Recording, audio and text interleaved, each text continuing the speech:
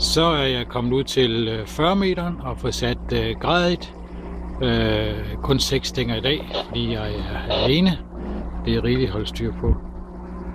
Der er ikke så mange både herude, ser det ud til. Det er lidt diset, men jeg håber ikke, det bliver værre end det her. Vi vender tilbage, når der forhåbentlig er fisk på.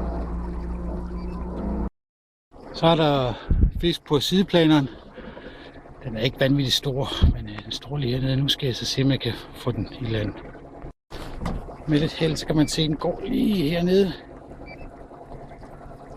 Ja, der kommer den til overfladen. Og stikker den af. Øj.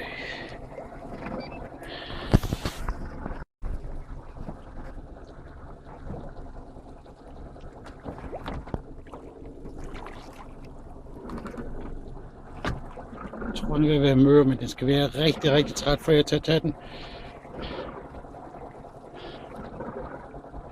Klart fisk. Nu slukker jeg kameraet. Så kom dyret i land. 3,3 kilo. En rigtig livlig fisk. Og ligesom sidste gang, hvor vi tog Heinos på 12 kilo, så var det den her Apex her. Den går ret godt. Det var på overflade, måske 2 meter nede.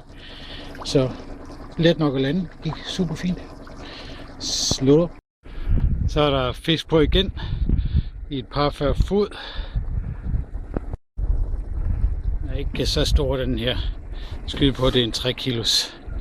Så går jeg ned og tager en Apex, grøn Apex. Lidt kraft af den altså.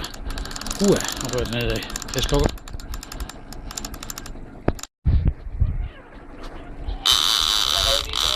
Den kæmper rigtig godt, den her. En super flot fisk. Jeg ser, den kommer der. Den er slet ikke færdig nu. –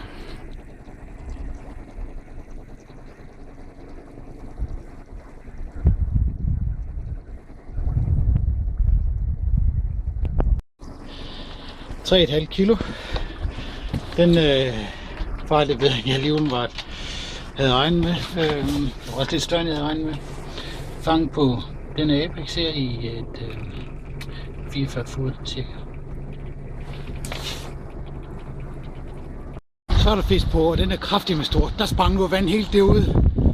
Ui, nå, jeg venter tilbage.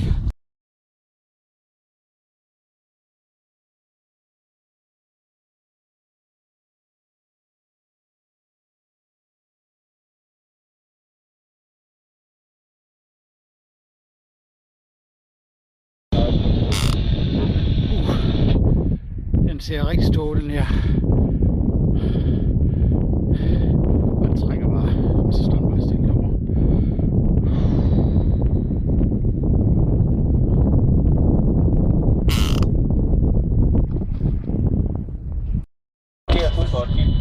Og vi kæmper stadigvæk med mere.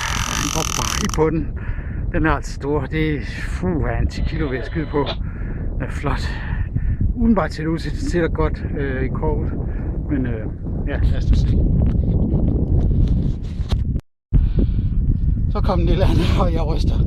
Den var her omkring 11 kilo, og det var helt vildt. Jeg kunne næsten ikke få den op i nettet. Hold da kæft, en fisk. Det er helt vildt. Jeg er spændt på at få den hjem og få den vejet rigtigt, fordi den ser meget for stor ud.